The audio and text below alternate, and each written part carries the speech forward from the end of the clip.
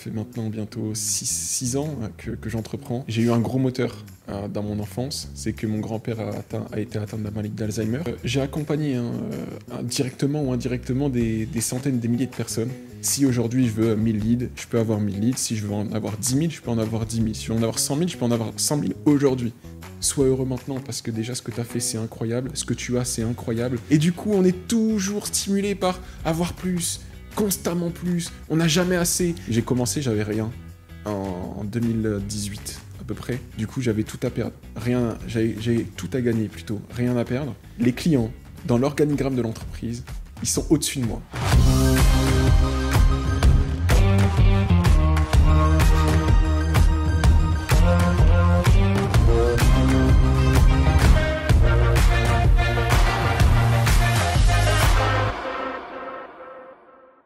Hello Thibaut. Bonjour Fanny, comment tu vas ? Bah ça va, super, et toi ? Magnifiquement bien. Merci d'avoir accepté mon invitation dans le podcast Success. J'ai une description de toi provenant de ChatGPT. Quel honneur. J'ai envie de te la lire et tu vas me dire ce qu'il faut garder ou jeter à la poubelle ou modifier, ok ? Bienvenue dans un nouvel épisode de Success. Aujourd'hui, j'ai le plaisir d'accueillir un entrepreneur au parcours inspirant, Thibaut Pitolin.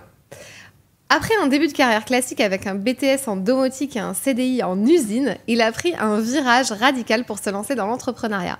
En seulement 2 ans, il a généré plus de 4,3 millions d'euros et fondé Custom Life Changer, une académie digitale en reconversion vers des métiers du numérique. Non, qui accompagne les salariés professionnels en reconversion vers des métiers du numérique. Son objectif, les rendre autonomes et leur permettre de vivre de leur activité en ligne en 90 jours. Aujourd'hui, il a déjà aidé plus de 1000 personnes à changer de vie. Dans cet épisode, il nous raconte son parcours, ses défis et les clés qui lui ont permis d'atteindre ce niveau de succès. Thibaut, bienvenue dans Success. Merci à toi Fanny. En tout cas, c'est impressionnant de toute façon l'intelligence artificielle. Hein.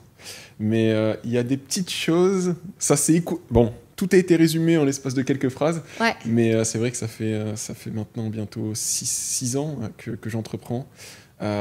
Effectivement, j'ai eu un BTS domotique. J'ai été ouvrier dans une usine de revalorisation de déchets à Lille pendant 3 ans et demi.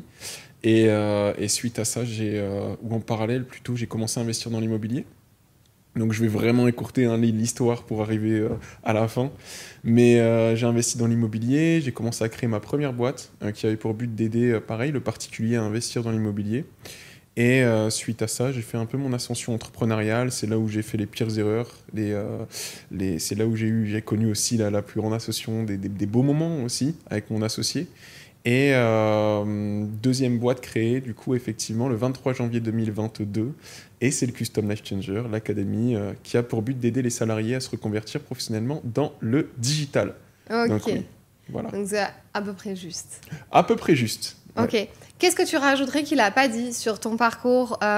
Peut-être si tu reprends un petit peu dans les grandes lignes. Donc toi, c'est vrai que tu as bossé, tu étais en CDI en France, tu viens de Lille, tu as bossé à l'usine. Et là, on est à Dubaï, tu habites ici depuis 5 ans. Redis-nous un petit peu ce parcours-là. On va démarrer du départ, du coup. Moi, en réalité, quelque chose que j'aurais bien aimé qu'ils te disent, c'est que j'ai eu un gros moteur dans mon enfance. C'est que mon grand-père a été atteint de la maladie d'Alzheimer, quelques mois après qu'il avait pris sa retraite. Et je me suis dit, ça m'a marqué, tu vois, inconsciemment, sur le fait que je ne vais pas travailler toute ma vie au crochet d'un patron ou juste pour profiter le week-end, pendant les 5 semaines de congés payés par an et attendre patiemment la retraite, alors que finalement, à 60 ans, 65 ans, c'est pas ce qui peut arriver. Donc très jeune, en fait, j'ai eu cette envie de liberté, liberté professionnelle, géographique, financière. Et une fois que je suis rentré dans le monde du travail, j'ai commencé à mettre des actions en place, alignées par rapport à cet objectif. Voilà. Ok. Et ensuite, tu t'es rendu compte que la vie... C'était pas tout beau tout rose aussi. Voilà, ouais. la vie de salarié te convenait pas forcément ou des choses comme ça et du coup tu as voulu te lancer à ton compte. On va peut-être pas retracer ton parcours parce qu'il y a déjà des interviews sur toi, on peut les écouter, tu l'expliques beaucoup. Mais qu'est-ce que tu as remarqué chez les gens qui osent pas assez se lancer, qui sont stuck, tu vois, dans une position, qui sont en France, qui se plaignent, qui sont jamais contents, puis ils gagnent pas assez, qui essaient de trouver des solutions. D'ailleurs, j'ai entendu dans une interview, c'est marrant parce que ça m'a fait vraiment écho à mon parcours. D'ailleurs, quasi en même temps que moi, je crois, dans les mêmes années, 2018-2019, tu as investi dans l'IMO. T'avais ton premier bien, t'as fait des erreurs aussi, moi c'est un peu ce que j'ai fait. T'avais un deuxième projet aussi, moi tu vois, c'était ce qui a résonné chez moi, c'est que moi c'était plutôt le dropshipping. En fait, on essaie de trouver des ficelles pour s'en sortir un peu, chemins. tu vois. Voilà. C'est ça. Et qu'est-ce que tu remarques comme erreur? C'est vrai que les gens, ils se connaissent pas, ils essaient de tirer un petit peu toutes les ficelles, l'IMO, des trucs, ils testent, mais il n'y a pas le truc qui pop-up, tu vois. C'est super intéressant. Moi, je dirais que j'ai accompagné directement ou indirectement des centaines, des milliers de personnes. Et déjà, il faut avoir le courage de faire ce premier pas, sortir de la norme. Parce que déjà, nous, dans les mœurs, hein, c'est t'as ton diplôme, puis après tu prends ton CDI, et puis voilà, t'attends jusqu'à 60 ans, et à 63 ans, tu commences à profiter. Le fait de sortir de ça, commencer à essayer, comme tu dis, le dropshipping, l'investissement, l'entrepreneuriat en général, bah en fait, dans ton entourage, t'as pas grandi avec des personnes comme ça, ils te prennent pour un fou. Et ça, c'est le plus compliqué. Et une personne qui, déjà, un peu comme nous, hein, tu as dû te former, je me suis formé, je me fais encore accompagner par différents coachs, mais juste l'idée de passer de l'idée à l'action, de vouloir se former, c'est déjà une belle preuve de vouloir réussir. Après, je pense que, on le dit souvent, toutes les personnes qui achètent des formations ou qui investissent en eux ne réussissent pas. Pour moi, c'est parce qu'ils laissent... C'est une deuxième étape. C'est-à-dire que tu as fait déjà un pas énorme vers ta réussite, c'est-à-dire de mettre les avis de ton entourage de côté, acheter une formation parce que tu sais que c'est en apprenant des autres que tu vas pouvoir y arriver. Mais derrière, il faut que les actions, elles suivent. C'est-à-dire que tu peux avoir tu peux lire 50 000 livres, tu peux avoir le meilleur professeur, mais si tu ne mets pas des actions en place par rapport à la théorie que tu as acquise, tu n'y arrives pas et tu n'avances pas dans ta vie. Pour moi, une personne qui, aujourd'hui, veut arriver part d'un point A à un point B, peu importe le domaine, il faut juste passer à l'action massivement. Et à un moment donné, ça paye. Ouais, mais qu'est-ce qui fait que toi aussi, ça fait 6 ans que tu es entrepreneur, tu dis, donc 6 ans, c'est pas non plus énorme, pour atteindre les résultats que tu as atteints aussi, le réseau que tu t'es fait, venir à Dubaï, tout changer, on sait qu'on peut tout changer en l'espace d'un mois si on a envie, mais qu'est-ce qui a fait que... comment tu qualifies ta réussite, entre guillemets, puisqu'on est sur un podcast qui s'appelle Success, donc j'estime que tu as eu à des moments ou encore aujourd'hui, ça va, ça vient, mais du succès dans ce que tu faisais. Qu'est-ce qui a fait que ça fait la différence chez toi et pas chez d'autres? Selon toi, qu'est-ce qui a fait la différence chez moi? Je pense détermination, donc persévérance, passion. Et je sais pas, il y a ce truc de ton why que tu disais tout à l'heure par rapport un petit peu à ton grand-père et tout. Je pense que ce truc-là, à mon avis, tu te lèves tous les matins en te disant c'est ça. Je lâche pas. Tu penses pas à ça tous les jours, mais genre, tu te dis je lâche pas parce que... T'es meilleur que ChatGPT. Hein. J'aurais dû la faire moi à la description. Je le saurai la prochaine fois. Mais vas-y, dis-nous toi. Un peu. En réalité, effectivement, il y a un seul point, moi, qui différencie de 99,9% des gens, c'est que je suis la preuve vivante que tu pars de rien et tu peux arriver à quelque chose. Mais ça se résume en un mot, c'est le travail. J'ai travaillé énormément et je travaille encore énormément, comme personne travaille. Mais les gens n'ont même pas conscience du travail que ça m'a demandé pour en arriver là. Et on parlait juste avant, là, avant de lancer l'épisode, pourquoi j'ai quitté les réseaux. C'est parce que ça me dégoûte un peu, les réseaux sociaux, notamment ce que montrent les gens, ce que montrent les influenceurs, ce que moi je montrais personnellement aussi. Et c'est qu'une infime partie de ce qu'est réellement le parcours pour arriver là. Et ça fait du mal aussi aux personnes qui ont envie de se lancer, mais qui voient une montagne devant eux, alors que finalement, c'est étape par étape, petit pas par petit pas, se comparer à soi-même par rapport à hier, et se remercier par rapport à ça, et se dire qu'à un moment donné, à force de persévérance, de résilience, de travail, ça paye. Mais effectivement, même moi, encore une fois, hein, parce que plus tu avances et plus tu as des problèmes qui sont à la hauteur de tes ambitions. Donc tu es toujours challengé, tout au long de ta vie, tu es challengé. Et c'est effectivement cet état d'esprit. Pour moi, peu importe ce que tu veux faire dans ta vie, il faut travailler ton état d'esprit. Ouais. Une fois que tu l'as travaillé, et ça se travaillera tout au long de ta vie, tu peux accomplir tout ce que tu veux. Vraiment. Ouais, mais tu vois, là, t'en arrives à ce stade-là en te disant, ok, là, j'ai quitté les réseaux, bon, pour plusieurs raisons, et notamment celle où là, tu dis, t'es un peu dégoûté ou saoulé. Mais en fait, peut-être qu'il y a 2-3 ans, t'aurais pas pu faire ça, et si tu l'avais fait, ça t'aurait même peut-être pas emmené à ce niveau de succès. T'étais obligé de passer par là pour atteindre ça, Oui. et c'est aujourd'hui avec le recul. Ouais, totalement. Là, c'est vraiment propre à moi hein, que je dis ça. Mais j'invite en fait toutes les personnes qui nous écoutent à utiliser les réseaux, mais pour eux. Il ne faut pas que ça leur desserve. Et inconsciemment, en réalité, ça peut leur desservir s'ils n'ont pas conscience de ce que je suis en train de dire. C'est qu'ils vont toujours être dans la constante comparaison. Et du coup, ils vont avoir peur de se lancer parce qu'ils vont ne pas penser être assez capables, tu vois, pour avancer. Et par contre, les réseaux sociaux, c'est une source de motivation hein, Ouais. sur pas mal d'aspects. Mais il ne faut pas que ça dessert les personnes. Ouais, et puis surtout... Et il faut excuse-moi, il faut juste qu'ils aient conscience que ce qui est montré sur les réseaux, il y a des choses à prendre, des choses à laisser. Ouais. Et malheureusement, 90% des personnes qui exposent leurs résultats, ben, elles vont exposer que 10% de ce qu'elles ont dû mettre en place et toutes les galères qu'elles ont dû rencontrer pour en arriver là. Et elles vont mettre finalement la belle vitrine, tu vois. Comme un magasin, si la vitrine elle est toute sale, t'as pas envie de rentrer. Alors que si elle est flambant neuve, elle attire. En gros, c'est ça, hein, c'est du marketing. Bah, c'est ça. Qu'est-ce que tu aurais aimé, du coup, dans ce sens-là, partager, toi, plus à l'époque? Tu dis que c'était beaucoup de travail derrière, ce qu'on voyait pas forcément, tu montrais un peu que le beau et tout. Qu'est-ce que tu aurais aimé davantage montrer aux autres? Moi, j'ai toujours eu un message dans tous les cas, que ce soit sur mon premier projet ou mon personal branding à moi, tu n'y arriveras jamais si tu travailles pas comme un dingue. Parce qu'il y en a plein qui ont envie des mêmes résultats que toi, les mêmes aspirations que toi. Et il n'y a que ceux qui finalement vont provoquer leur réussite, qui vont pouvoir y arriver. Donc je suis totalement aligné avec ce que j'ai dit depuis que j'ai commencé, tu vois, l'entrepreneuriat. Mais si je devais refaire finalement ces 6 dernières années, j'aurais tout documenté. Vraiment. Encore plus transparent. Et ça m'aurait fait vraiment plaisir. Un peu comme un livre, tu vois, que je pourrais réouvrir aujourd'hui, mais que je pourrais réouvrir dans 40 ans et me dire elle est incroyable cette vie. Ouais. Parce que c'est pareil, hein, on a toujours cet objectif, cet idéal, ces aspirations, et on pense qu'on va être plus heureux au sommet de la montagne, mais c'est un peu comme quand tu gravis cette montagne. Dans la vie réelle, tu montes par exemple les Alpes, bah, ça va te prendre je sais pas combien de temps, mais bref, tu gravis une montagne, ça va te prendre 8 heures, 10 heures, et quand tu arrives en haut, tu regardes la vue pendant quelques minutes et tu dis waouh, c'est incroyable. Mais tu es heureux, entre guillemets, pendant quelques minutes. Et finalement, tout le chemin, ça t'a pris 90% du temps et 10% tu profites. Et après, tu vois une montagne encore plus grande et comme tu es humain, tu as besoin de sens, tu as besoin de challenge et du coup, tu vas la regravir. Et tu repars pour 10 heures de montée, pour 10 minutes de contemplation. Et la vie, c'est pareil. Et l'entrepreneuriat, encore plus, c'est... faut apprécier le process. Et il faut se dire que faut apprécier le chemin.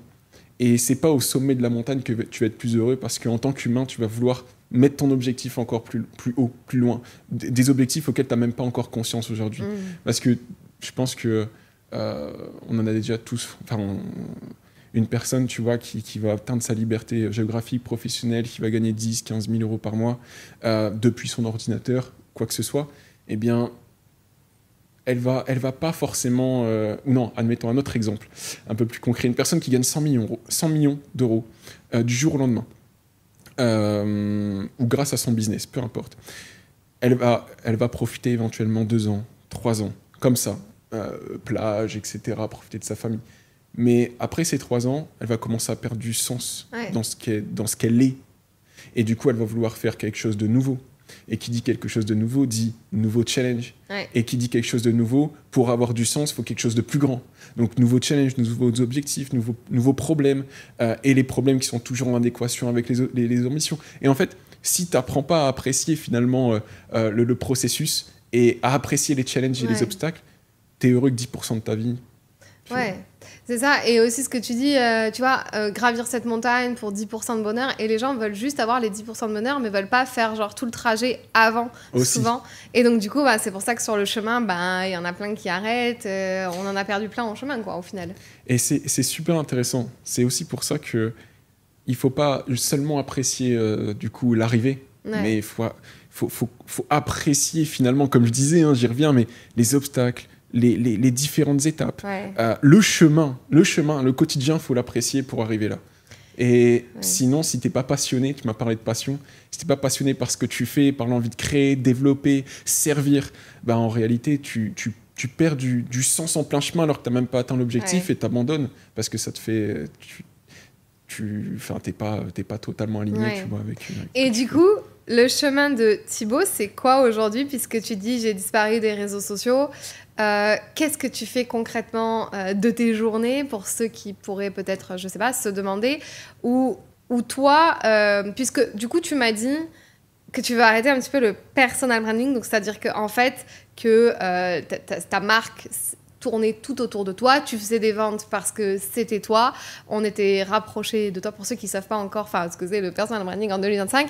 Et justement, j'ai envie de te dire, c'est un peu les antipodes d'aujourd'hui, de tout ce qu'on nous dit, entre guillemets, de faire, et tout ce qui marche aussi, parce que bah, plus on développe sa marque personnelle et plus on peut acheter.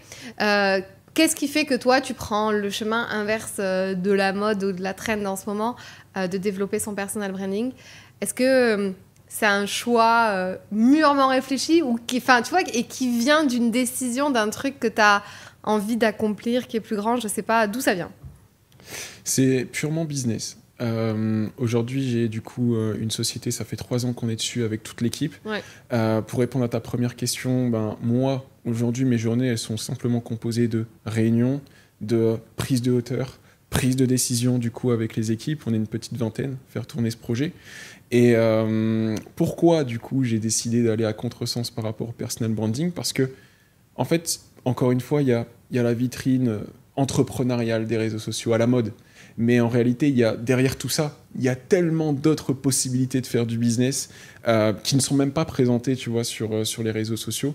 Et il y a plusieurs aspects du pourquoi, plusieurs raisons du pourquoi j'ai décidé d'enlever mon personal branding. Premièrement, c'est parce que pour la valorisation de la boîte, c'est beaucoup plus intéressant d'avoir plusieurs égéries, que les personnes achètent le produit non pas par rapport à une personne, mais par rapport à la marque, donc par rapport au branding de la boîte. Donc ça, le premier point. Deuxième point, c'est que le personal branding, c'est très bien pour démarrer un business, mais une fois que tu as les ressources financières, ben, la complication du personal branding, c'est que tu peux pas réellement gérer ta croissance entrepreneuriale, ta croissance de business. Parce que tu vas faire un Reels, par exemple, je parle d'Instagram, tu vas faire un Reels, tu vas faire 1000 vues, tu vas faire le même Reels le lendemain, tu vas faire, je sais pas moi, 10 000 vues, et le Reels d'après, tu vas faire 7000. Donc en gros, ton nombre de vues, il va fluctuer. Et si ton acquisition au départ, elle fluctue, en fait, tout ton business derrière est fluctué. Tu peux pas réellement avoir un contrôle sur ta croissance. Aujourd'hui, moi, je fonctionne que sur de la publicité. Bien évidemment, on utilise tous les réseaux sociaux autour de la marque, mais simplement pour augmenter le capital confiance.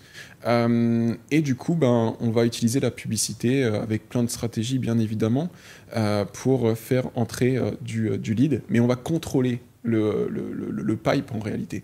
Si aujourd'hui je veux 1000 leads, je peux avoir 1000 leads. Si je veux en avoir 10 000, je peux en avoir 10 000. Si je veux en avoir 100 000, je peux en avoir 100 000 aujourd'hui, tu vois. Et ça, tu peux pas le faire avec l'organique. Ok.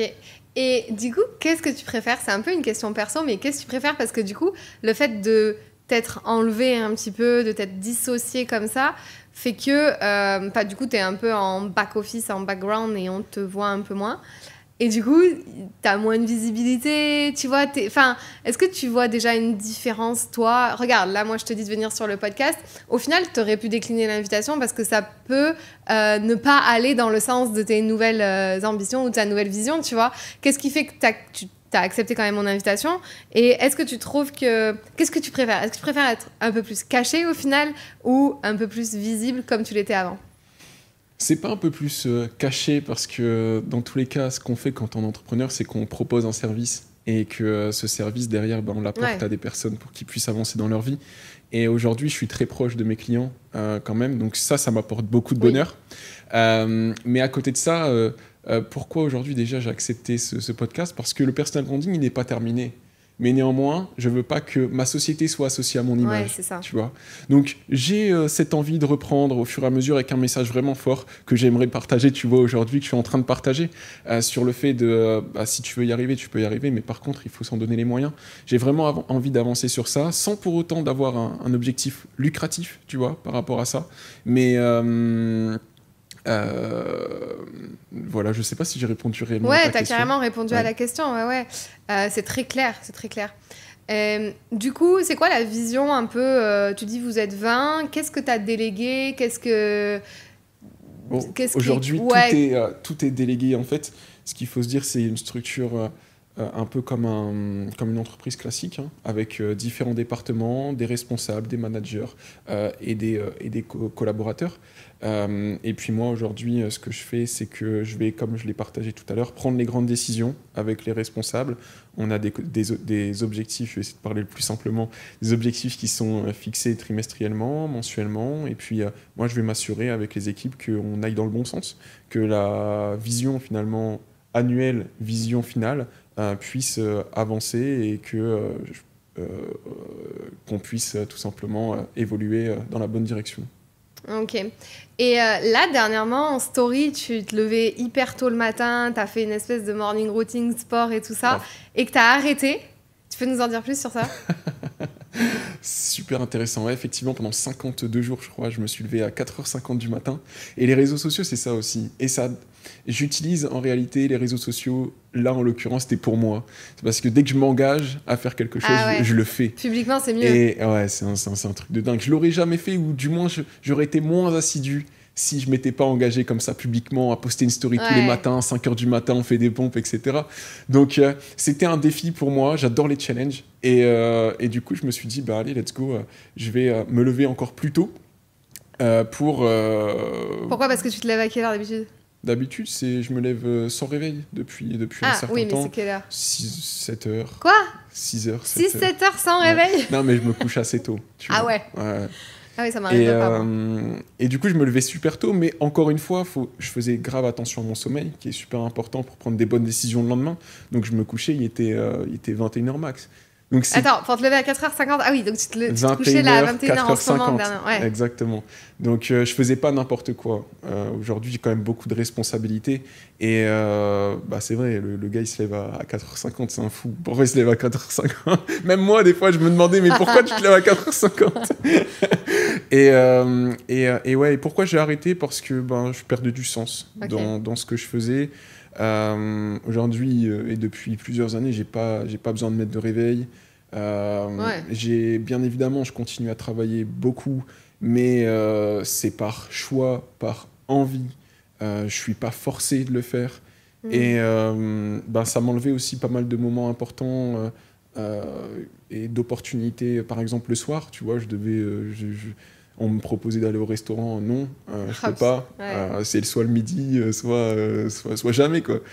Donc ça c'était juste un élément, mais c'était beaucoup de contraintes pour pas forcément beaucoup de bénéfices, mis à part le fait de continuer un challenge pour nourrir mon ego, tu vois. Ah ouais, tu trouves pas de... Comment ça, pas de bénéfice? C'est-à-dire que, genre, sur ta santé, sur ton bien-être, le fait... Est-ce que tu faisais quoi dans ta morning routine? Parce que tu avais le sport et après? Toujours, du coup, je faisais mes 100 pompes. C'était, on va dire, mon sport pour démarrer la journée, pour me réveiller. Ensuite, directement, je méditais, donc respiration consciente, mindfulness, ça prenait 30 minutes. Puis après, j'écrivais 5-10 minutes par rapport à ma journée. Une fois que ça s'était fait, j'allais prendre ma douche froide. Et après, généralement, je travaillais. Ouais, mais alors, du coup, tu vois, tu as quand même vu des bénéfices. Mais ça, par contre, peu importe que je me lève à 5h ou je me lève à 6h30, je le fais. Tu le fais, et je continue à le faire aujourd'hui. 100 pompes, tous les matins? Ouais. Genre, ce matin, tu as fait 100 pompes? Exactement. Ok. Exactement. Et du coup, ça t'apporte quoi de faire cette morning routine, de pas la changer et de faire cette morning routine tous les matins? Déjà, je commence ma journée. Tu vois, le seul bienfait, un bienfait énorme de me lever plus tôt que les autres, c'était d'être fier. Genre, je commençais ma journée avec de la fierté, de la gratitude envers moi-même. Ouais. Je sais pas pourquoi, c'est un sentiment incroyable. Et quand tu commences ta journée avec ce sentiment-là, bah, elle peut que se passer bien sur la suite. Donc ça, c'était l'un des seuls bienfaits réels de me lever si tôt.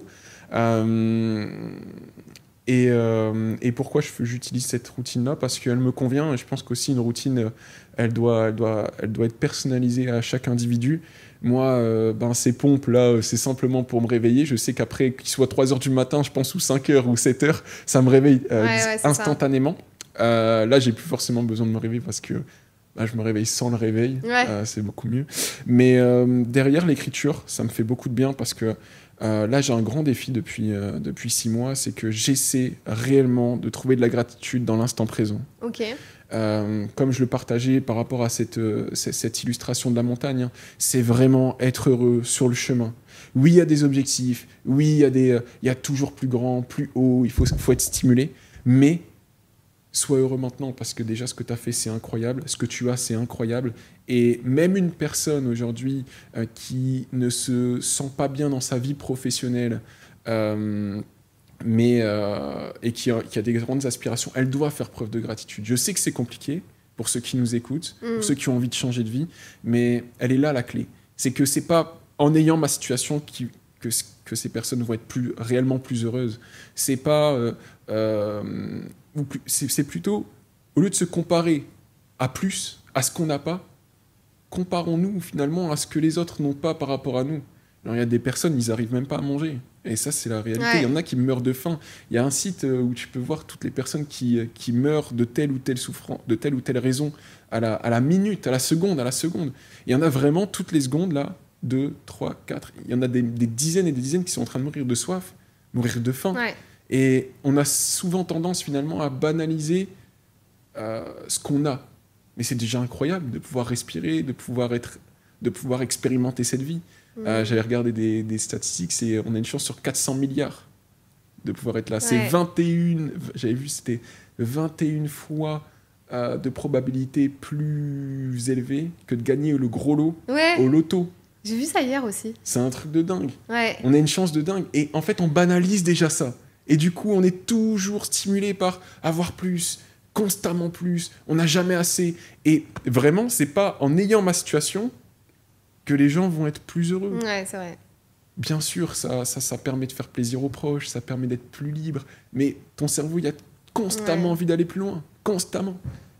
C'est vrai. Et tu sais que je me faisais la réflexion tout à l'heure parce que, en fait, comme je suis ici juste pour 4 jours, j'ai oublié ma carte SIM de Dubaï, parce que j'en ai une, à Bali, parce que j'étais à Bali pendant 1 mois et demi.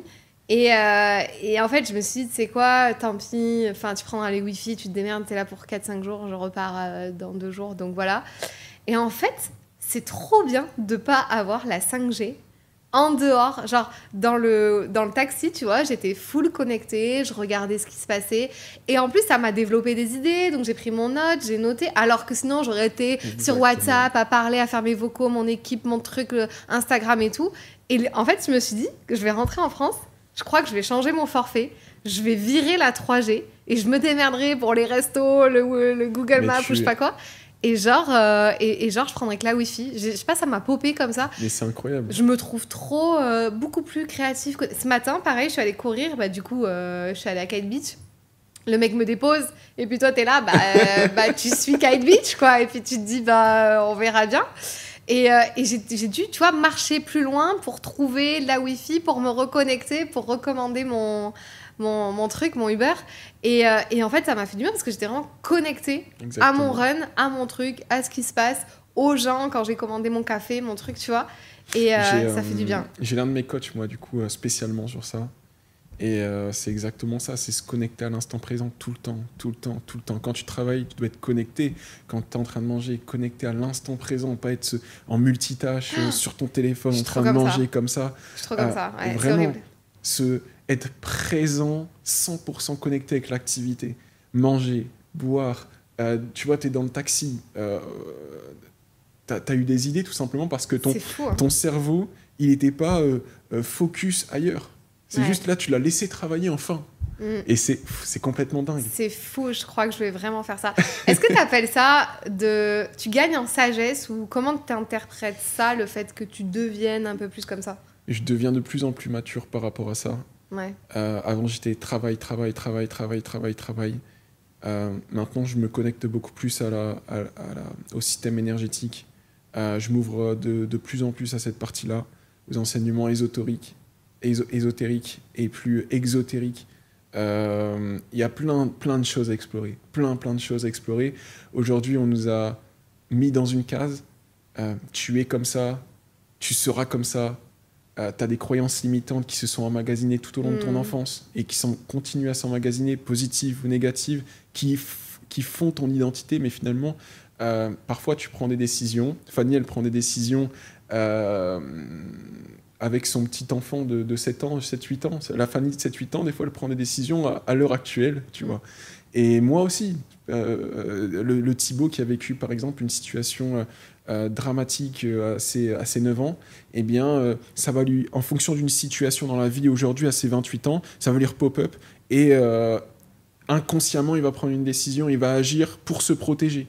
Et aujourd'hui, tu le sais, il y a 95% de nos décisions qui sont prises par notre inconscient, c'est que 5% par notre conscient. Notre inconscient, finalement, c'est cette bibliothèque interne qui... moi, c'est comme ça que je le vois maintenant. On a tous une bibliothèque qui s'appelle l'ego. Et dans cette bibliothèque, il y a toutes tes expériences passées, qu'elles soient positives ou négatives.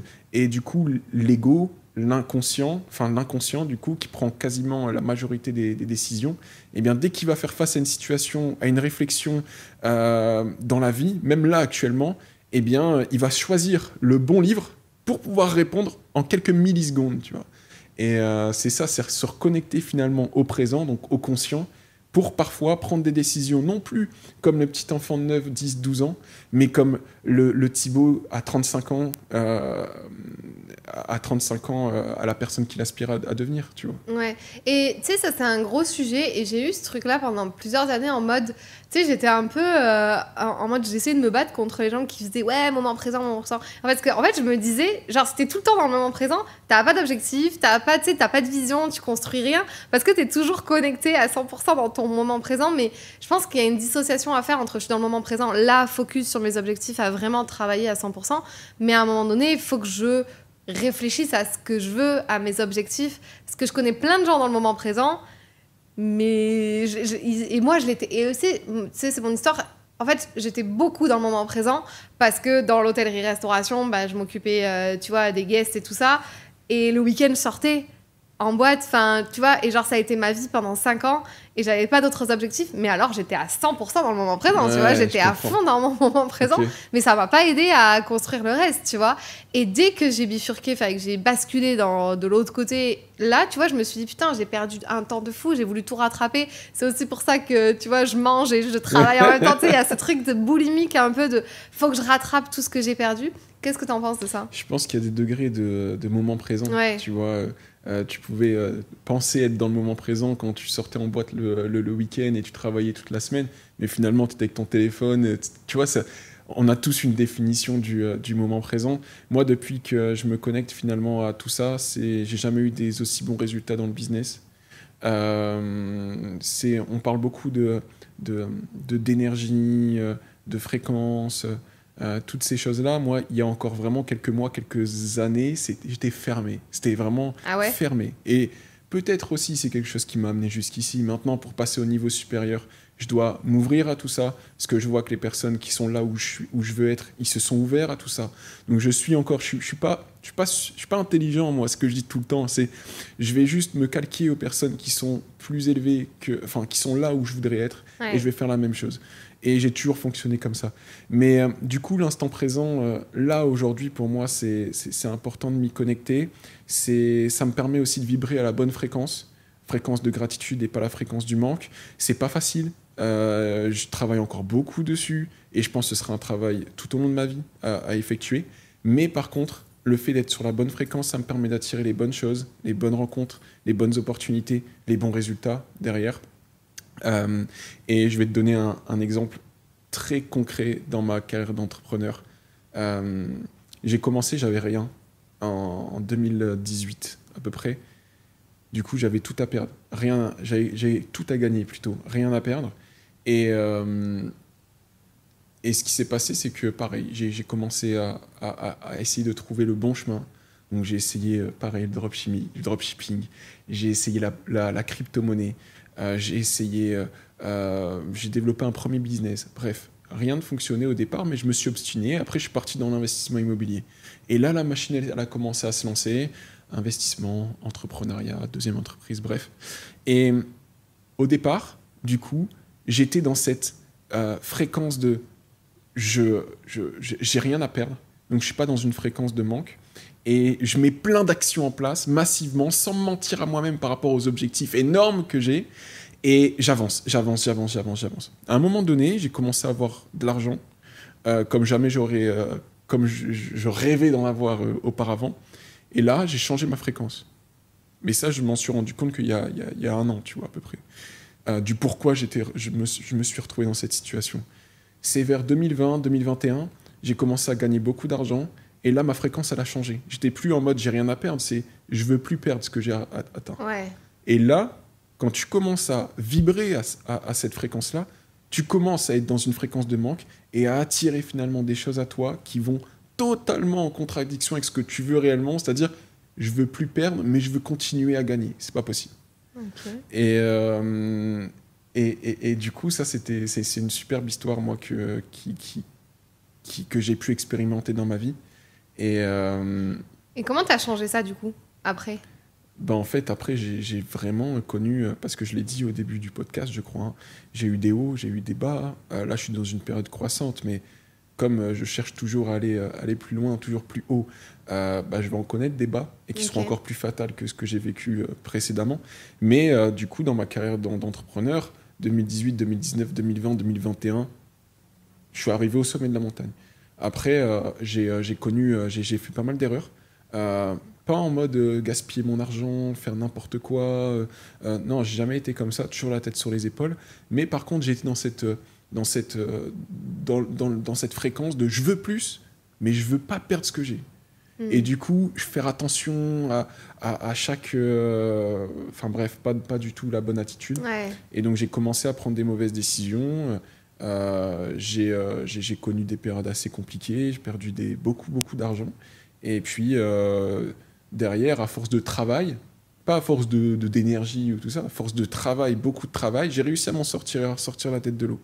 Et c'est suite finalement au fait que j'ai repris pas mal de lest, de liberté et le fait d'être reparti sur la bonne pente. J'ai eu le temps aussi de pouvoir m'introspecter par rapport à ce que j'avais vécu sur ces dernières années. Et c'est grâce à ça que j'ai commencé à m'ouvrir à tout ça. Il y a eu plein d'autres déclics aussi qui m'ont permis de m'ouvrir à ça. Hein. Notamment, j'ai fait la rencontre de personnes de sociétés secrètes, tout ce qui est franc-maçon et tout ça. Et j'ai compris en fait j'ai essayé de m'y intéresser pour savoir comment ça fonctionnait, qu'est-ce qu'ils apprenaient finalement dans ces sociétés-là. Et j'ai compris que en fait, c'est nous, le peuple, en gros, on nous apprend les enseignements à l'extérieur, et eux, c'est les enseignements à l'intérieur. Ils apprennent finalement à développer leur plein potentiel. Et c'est suite à ça, plein de petits déclics comme ça qui se sont accumulés et qui m'ont permis de m'ouvrir par rapport à tout ça. Waouh, ok. Voilà. Et ouais, cette histoire d'énergie et de fréquence, pourquoi tu y croyais pas forcément avant? Enfin, c'est pas venu sur ta réflexion ou c'est juste maintenant tu te dis ah ouais, enfin, ou tu croyais vraiment pas, tu disais non mais ce truc-là c'est... En fait, tu sais, je pense beaucoup sont dans cette étape-là, c'est que je savais, je connaissais la loi de l'attraction. Ouais, je la connais, ouais. J'ai un vision board depuis que j'ai commencé. J'ai un vision board depuis 2018. Mais pour autant, j'allais pas autant en profondeur que je le suis aujourd'hui. Et du coup, j'ai un vision board, je fais des affirmations positives, j'ai des aspirations, des objectifs, mais je comprends pas réellement la puissance. Ouais. C'est tellement dur à expliquer, mais... là, aujourd'hui, je comprends l'essence de tout ça et je l'utilise pour moi et pour mon évolution. Ouais, parce que après, quand on l'explique, c'est vrai que ça paraît logique, tu vois. Quand tu es dans une énergie un peu de manque ou négative, c'est ce qu'on dit beaucoup en closing, tu sais. Quand tu es dans l'énergie de manque, tu vas tout faire pour que la personne dise oui, oui, oui, à la fin, du coup, toi, tu es là, tu te contractes, tu es en mode ouais, tu peux payer en 20 fois si tu veux, machin. tu commences à dire n'importe quoi, du coup, le prospect, il se casse et toi, t'as pas compris pourquoi tu as perdu la vente. Donc, ça paraît logique, mais c'est vrai qu'il faut comprendre le concept. Et après, on peut aller plus loin, la physique quantique, tout ça, machin. Totalement. Mais c'est vrai que c'est un gros sujet. Écoute, je pense qu'on a fait un gros tour. Tu veux parler de quoi d'autre? Est-ce qu'il y a un autre truc que tu as envie de parler comme ça, spontanément? Ouais, juste, j'aimerais aussi faire un mot par rapport à mon équipe, parce que si j'en suis là aussi... Ouais. Pas tout seul. On a fêté nos 3 ans en début d'année et j'ai eu une personne de mon équipe qui m'a dit félicitations d'avoir mis ce projet en place là, d'avoir créé c'est ton bébé quoi. J'ai dit ouais mais un bébé on ne l'enfante jamais seul.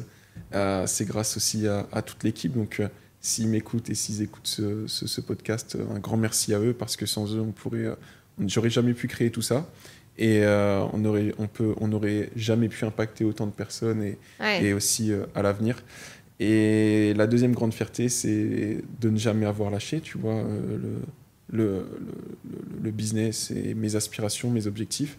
Il y a des moments, c'était très dur, surtout au début, quand tu es solo et que tu as ta famille qui te prend pour un fou. Ouais, et tu continues, tant bien que mal, tu vois pas la lumière au bout du tunnel, mais tu continues.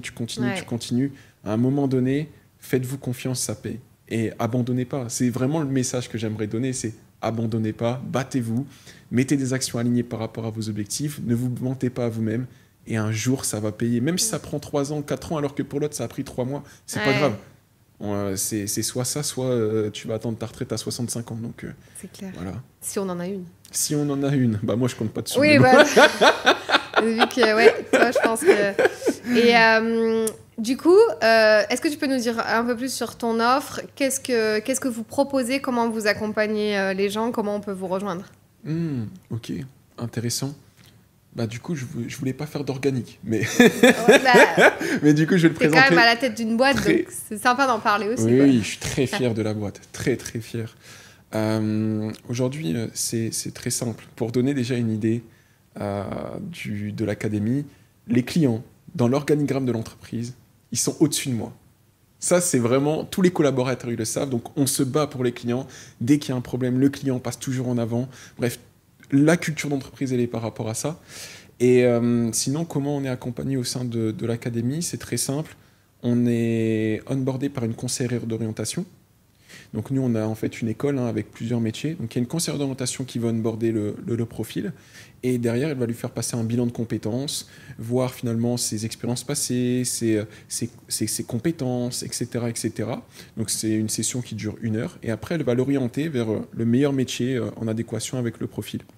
Une fois que c'est fait, la personne, elle va avoir accès finalement à l'ensemble de ses formations, donc que ce soit pour la création d'entreprise, que ce soit sur la partie compétences en elle-même, la partie état d'esprit que j'anime, la partie aussi, bien évidemment, comment trouver un contrat, qui est la plus importante. Et en parallèle de tout ça, on va leur faire vivre une réelle aventure, une réelle expérience. Dès qu'ils rentrent dans l'écosystème, après avoir fait le rendez-vous avec la conseillère d'orientation, ils vont être onboardés une petite session, un petit groupe de 30 personnes, où il va y avoir des équipes qui vont être constituées. Et là, pendant 45 jours, ça va être des défis, des challenges par rapport à leur reconversion professionnelle, par rapport à leur état d'esprit, vraiment qu'ils puissent commencer à prendre réellement confiance en eux, confiance en ce qu'ils vont faire, et derrière aller chercher le premier contrat en un temps record. Okay. Grosso modo, c'est ça, pour casser finalement cette croyance du 0 à 1, parce que c'est le plus compliqué. Voir qu'on est réellement on est en capacité de le faire une fois. Derrière, finalement, c'est des actions qui sont simplement à multiplier par rapport à nos objectifs respectifs. Donc, c'est ça, en gros. Et c'est que de la reconversion pro ou c'est aussi lancer son projet entrepreneurial si on a envie? Non. Ouais, non, c'est vraiment reconversion pro et on est spécialisé sur des profils qui ont la trentaine, quarantaine et qui ont envie tout simplement de se reconvertir professionnellement, qui ont un job aujourd'hui et qui ont envie de faire ça étape par étape.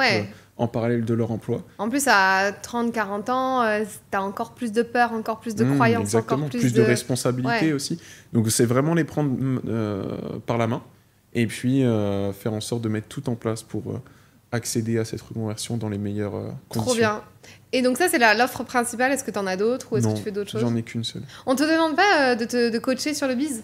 Des fois, on te demande pas d'être un peu coach business? Si. Je le fais et je le fais, mais très rarement parce que ça prend quand même beaucoup de temps.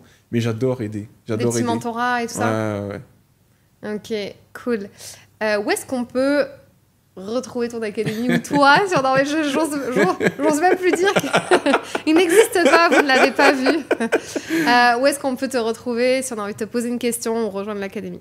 Du coup, mon compte Instagram, thibaut.pn, tybo.pn. Et puis mon académie, c'est on peut aller sur le site internet du Custom Life Changer, customlifechanger.fr. Et puis, il y a toutes les informations. Il y a surtout plein de données gratuites pour pouvoir s'éduquer, procéder déjà gratuitement, tranquillement à sa reconversion. Yes. Et puis, si on veut aller plus loin, on peut prendre un rendez-vous avec un membre de l'équipe. Voilà. Top, ok. Ah, et juste une dernière question. L'IMO, t'as tout arrêté? Enfin, t'as vendu? T'as fait quoi? T'as toujours ton IMO en France? Par rapport à l'immobilier, j'ai tout vendu de manière officielle. Ouais. Ok. Ouais. Donc, t'as... ton business, on va dire, tu t'occupes vraiment de ton business, t'es pas investisseur. Et d'ailleurs, si j'ai un conseil à donner, c'est vraiment rester, si on veut créer des grandes choses, une grande chose dans sa vie, focus sur cette chose-là. Et après, si j'ai vendu mon IMO, c'est pas uniquement à cause ou à grâce au focus, c'est pour plein d'autres raisons. Ouais. Ok. Top, merci beaucoup. Est-ce que tu as, c'est ma dernière question du podcast, plaisir. Est-ce que tu as un dernier mantra, une citation ou une punchline que tu peux te répéter à toi ou que tu répètes à tes clients ou aux personnes que tu aimes tous les jours ou parfois? Une phrase que j'écris tous les jours qui m'aide moi personnellement à avancer dans les moments les plus compliqués, c'est je vais tout accomplir par son entremise qui appuie tout ce que j'entreprends. Il n'y a rien de spirituel dans tout ça, mais c'est une phrase que j'ai depuis le début de ma carrière d'entrepreneur. Suite à un livre, je crois que c'était la magie de voir grand de David Schwartz, qui disait de se créer un mantra. Et donc c'était un peu une phrase à trous, je vais tout accomplir par son entremise qui appuie tout ce que j'entreprends, et de mettre une personne derrière ça, une personne qui est partie ou une personne qui est vraiment importante pour toi. Incroyable. Et qui te regarde au quotidien. Trop bien. Voilà. Merci Thibaut. Merci à toi en tout cas pour l'invitation, j'espère que ça a plu et puis au plaisir. Au plaisir.